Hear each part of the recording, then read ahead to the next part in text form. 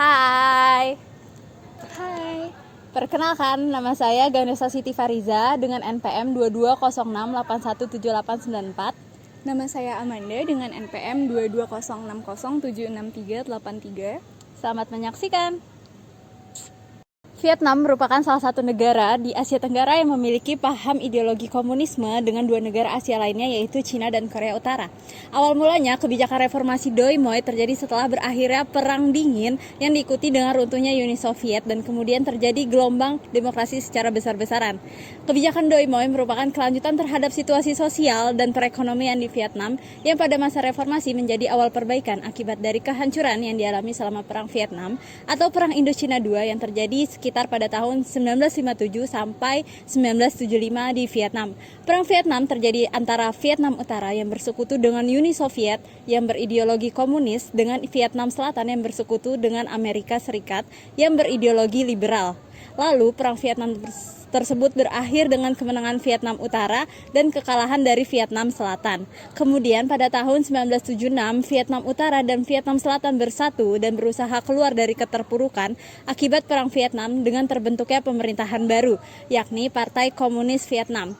Namun, akibat dari adanya kekalahan oleh Vietnam Selatan yang memang didukung oleh Amerika Serikat, membuat pemerintah Amerika Serikat menarik mundur pasukan militernya dari Vietnam. Dengan adanya hal tersebut menyebabkan terjadinya embargo ekonomi yang dilakukan oleh Amerika Serikat dengan Vietnam pada tahun 1980. Embargo ekonomi yang dimaksud terkait dengan adanya pelarangan ekspor dan impor dari negara Amerika Serikat itu sendiri dengan Vietnam. Dengan adanya kehancuran serta kemunduran ekonomi yang dialami oleh Vietnam menyebabkan pemerintah Vietnam membuat sebuah keputusan untuk melakukan reformasi Doi Moi yang dimana merubah ekonomi terpusat menjadi ekonomi pasar sehingga menyebabkan Amerika Serikat dapat tertarik untuk melakukan kerjasama dengan Vietnam kembali. Doi Moi merupakan sebuah kebijakan yang diterapkan oleh Vietnam pada tahun 1986 yang ingin melakukan pembenahan diri dengan melakukan perubahan ke dalam maupun keluar yang disebut dengan reformasi ekonomi Vietnam. Pada Kongres Partai ke-6, Partai Komunis Vietnam, tepatnya pada bulan Desember 1986, mengumumkan bahwa Vietnam membutuhkan reformasi ekonomi dari Centralized Planned Economic System menjadi Mixed Market Economy. Dengan adanya kebijakan ini, diharapkan dapat menanggulangi masalah krisis ekonomi dan sosial di dalam negeri dan membawa perubahan pada Vietnam. Dengan sistem berorientasi pada pasar namun tetap sosialis ini, tujuannya agar dapat meningkatkan kesejahteraan ekonomi dan mengatasi berbagai permasalahan seperti inflasi, pengangguran, dan standar hidup. Selain itu, adanya reformasi Doi Moi secara tidak langsung juga akan lebih terbuka dan berbasis pada prakarsa swasta. Kebijakan reformasi Doi Moi dilakukan melalui 3 strategi, yaitu tahap integrasi ekonomi internasional, tahap reformasi internal melalui sektor tradisional, dan terakhir tahap pemerataan ekonomi dan perubahan dalam institusi. Dengan demikian, adanya kebijakan reformasi Doi Moi juga menjadikan ajang kerjasama bagi Amerika Serikat. Hal ini menjadi kabar gembira untuk kedua pihak karena dalam Perang Indochina, keduanya merupakan oposisi satu sama lain. Terbentuknya hubungan dagang antara Vietnam dengan Amerika Serikat terrealisasi dengan dilakukannya Bilateral Trade Agreement or BTA. Secara politik, perpolitikan Vietnam dilatar belakangi pengaruh komunis dan budaya kuat dari Cina yang pernah menjadi bagian dari kerajaan Cina. Hal ini terlihat dari adanya nilai Konfusianisme dan Buddhisme. Mahayana menjadi sistem politik dan birokrasi di Vietnam. Selain itu, sistem perpolitikan di Vietnam juga berpedoman pada Konstitusi 1992 yang berorientasi sosialisme, namun hal itu bergeser karena adanya komunis yang kuat dalam menduduki pemerintahan maupun politik di Vietnam. Kemudian reformasi Doi Moi juga mempengaruhi perubahan arah perpolitikan Vietnam yang mana pada awal masa Vietnam menjadi negara yang memihak kepada Uni Soviet dan Cina pada masa Perang Dingin. Hal ini menjadi pengaruh terhadap nilai-nilai yang terkandung dalam struktur pemerintahan Vietnam. Secara ekonomi, Vietnam mulai menata kembali terkait perekonomiannya sejak Perang Vietnam pada tahun 1964. Pada saat Perang Vietnam, Vietnam harus berhutang kepada Rusia karena telah membiayai perang di negaranya dengan bunga yang tidak sedikit. Akibatnya Vietnam terjadi bencana kelaparan setelah perang. Dengan diadakannya reformasi ekonomi yakni Doi Moi yang dicanangkan oleh pemerintah Vietnam, sehingga Vietnam mampu merubah kebijakan ekonominya yang memutuskan untuk mengubah menjadi sistem ekonomi terbuka atau sosialis. Dengan adanya sistem pasar, maka akan dibuka pula jalur investasi asing yang memberi peluang bagi Vietnam untuk memperkuat ekonomi dan pertahanannya. Walaupun menganut sistem sosialis, Partai Komunis Vietnam memberikan peran kepada swasta dan masyarakat untuk bergerak di bidang ekonomi. Selain itu, terdapat 16 negara yang menjadi investor dalam pemerintah Vietnam. Dengan banyaknya negara yang memberikan bantuan kepada Vietnam, akhirnya perekonomian Vietnam mulai membaik dan ditandai dengan adanya peningkatan GNP Vietnam. Kebijakan Doi Moi memberikan ruang baik masyarakat untuk turut serta dalam partisipasi ekonomi. Lalu tahun 1998, Vietnam bergabung menjadi anggota ASEAN dan APEC serta merealisasikan perdagangan bebas ASEAN dan tergabung dalam AFTA dan WTO pada tahun 2006.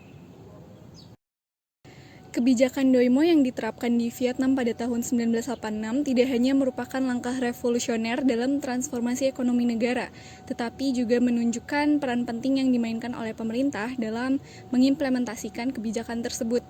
Peran pemerintah dalam proses ini sangatlah signifikan, mulai dari perumusan kebijakan hingga pelaksanaan strategi ekonomi yang mendukung pertumbuhan dan pembangunan negara. Dengan persetujuan para anggota Kongres Partai, pemerintah memperkenalkan kebijakan tersebut dalam Kongres Partai ke-6 pada Desember 1986. Langkah ini menunjukkan komitmen pemerintah dalam mengatasi krisis ekonomi yang dihadapi negara. Selain itu, pemerintah Vietnam melakukan langkah-langkah strategis untuk menjalankan reformasi ekonomi dan sosial melalui kebijakan Doi Moi. Mereka menerapkan 3 tahap strategi yang meliputi integrasi ekonomi internasional, reformasi internal melalui sektor tradisional, dan peningkatan investasi asing. Pemerintah juga melakukan privatisasi badan usaha milik negara dan memberlakukan hukum investasi asing untuk memfasilitasi masuknya investasi asing ke Vietnam. Peran pemerintah dalam implementasi kebijakan Doi Moi juga mencakup upaya untuk memperkuat hubungan ekonomi dengan negara lain dengan normalisasi hubungan luar negeri antara China dan Amerika Serikat pada tahun 1995. Pemerintah Vietnam berhasil menarik investasi asing masuk ke negara dan memperluas kerjasama perdagangan internasional. Langkah ini menunjukkan peran proaktif pemerintah dalam membuka peluang ekonomi bagi Vietnam. Dampak dari kebijakan Doi Moi mencakup sektor ekonomi, sosial, dan politik yang secara keseluruhan telah membawa perubahan positif bagi Vietnam. Pertama-tama, dalam sektor ekonomi, penerapan kebijakan Doi Moi telah menghasilkan pertumbuhan ekonomi yang pesat bagi Vietnam. Pemerintah Vietnam berhasil mereformasi perekonomian negara dengan berpartisipasi dalam ekonomi global tingkat rendah dan menengah, serta fokus pada industri padat karya. Hal ini telah membantu Vietnam untuk memanfaatkan bahan baku produksi yang melimpah dengan investasi modal yang relatif kecil.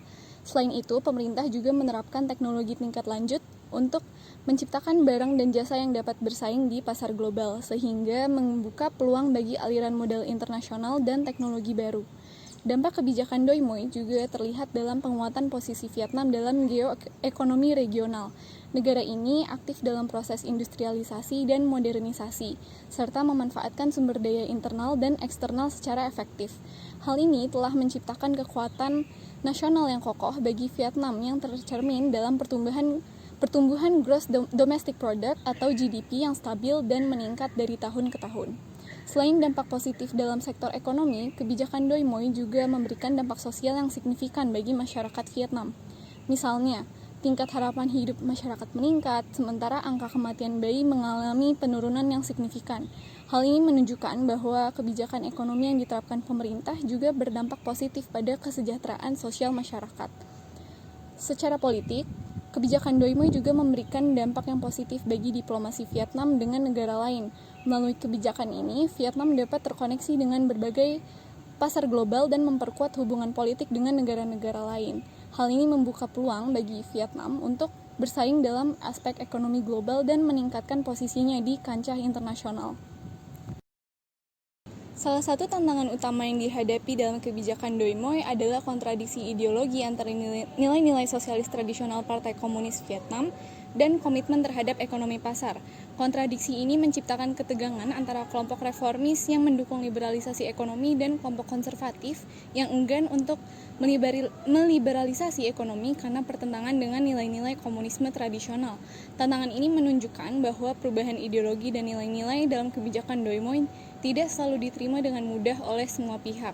Selain itu, pertentangan antara nilai-nilai komunisme dan liberalisasi pasar juga menjadi tantangan yang signifikan. Kelompok konservatif dalam Partai Komunis Vietnam mungkin merasa sulit untuk menerima perubahan nilai-nilai ekonomi pasar yang bertentangan dengan ideologi sosialis yang mereka anut. Sementara itu, kelompok reformis lebih terbuka terhadap pembaruan ideologi dan nilai-nilai yang mendukung liberalisasi ekonomi. Tantangan ini menunjukkan bahwa perubahan dalam kebijakan ekonomi juga memerlukan perubahan dalam pemikiran dan nilai-nilai yang mendasarinya. Selain tantangan ideologis, keterbatasan reformasi politik juga menjadi hambatan dalam implementasi kebijakan Doi Moi. Meskipun kebijakan ini fokus pada reformasi ekonomi, reformasi politik yang lebih luas mungkin menghadapi hambatan karena komitmen PKV untuk mempertahankan pemerintahan satu partai. Hal ini dapat menghambat kemajuan dalam reformasi politik yang lebih mendalam dan menyeluruh. Tantangan ini menunjukkan bahwa perubahan ekonomi yang berhasil juga memerlukan perubahan politik yang sejalan. Dengan adanya perubahan sistem ekonomi yang dimiliki oleh Vietnam yang menerapkan sebuah kebijakan reformasi yaitu kebijakan Doi Moi, membuat banyak investor asing yang ditarik oleh pemerintah Vietnam untuk memberikan investasinya. Dari 16 negara pendonor, Jepang merupakan salah satu negara donor bantuan luar negeri yang sangat aktif dalam pembangunan internasional hingga saat ini. Jepang memberikan investasi kepada Vietnam sekitar 550 juta US dollar. Dan dari catatan penanaman modal, Jepang tercatat melakukan investasi di Vietnam sebanyak 59 proyek dengan nilai 517 juta US dollar. Official Development Assistance atau ODA adalah bantuan yang diberikan oleh negara-negara maju kepada negara-negara berkembang untuk mendukung pembangunan ekonomi, sosial, dan infrastruktur. Tujuan utama dari ODA ini adalah untuk membantu negara-negara penerima dalam mencapai pertumbuhan ekonomi yang berkelanjutan, mengurangi kemiskinan, meningkatkan kesejahteraan sosial, dan memperkuat kapasitas institusi. Dalam konteks Vietnam, bantuan ODA Jepang telah memainkan peran penting dalam mendukung pembangunan dan pertumbuhan ekonomi Vietnam, serta memperkuat hubungan bilateral antara kedua negara. Vietnam berhasil mengurangi tingkat kemiskinan dari 60% di awal tahun 1990 menjadi 20,7% di tahun 2010. Sementara alokasi bantuan Official Development Assistance atau ODA dari Jepang terus meningkat. Penurunan tingkat kemiskinan yang signifikan di Vietnam merupakan hasil dari berbagai faktor, termasuk pertumbuhan ekonomi yang kuat, peningkatan akses ke pendidikan dan kesehatan, serta program pembangunan dan bantuan luar negeri. Termasuk bantuan ODA dari Jepang telah mendukung program pembangunan di Vietnam. Bantuan tersebut digunakan untuk membiayai proyek-proyek infrastruktur, pendidikan, kesehatan, dan sektor-sektor lain yang berdampak pada pengurangan kemiskinan. Pertumbuhan ekonomi yang kuat sebagai hasil dari kebijakan Doi Moi telah menjadi faktor penting dalam mengurangi tingkat kemiskinan di Vietnam. Dengan demikian, keberhasilan penurunan tingkat kemiskinan di Vietnam sejalan dengan implementasi kebijakan Doi Moi yang berhasil mengubah perekonomian negara dan menciptakan peluang-peluang baru bagi pertumbuhan ekonomi dan kesejahteraan masyarakat.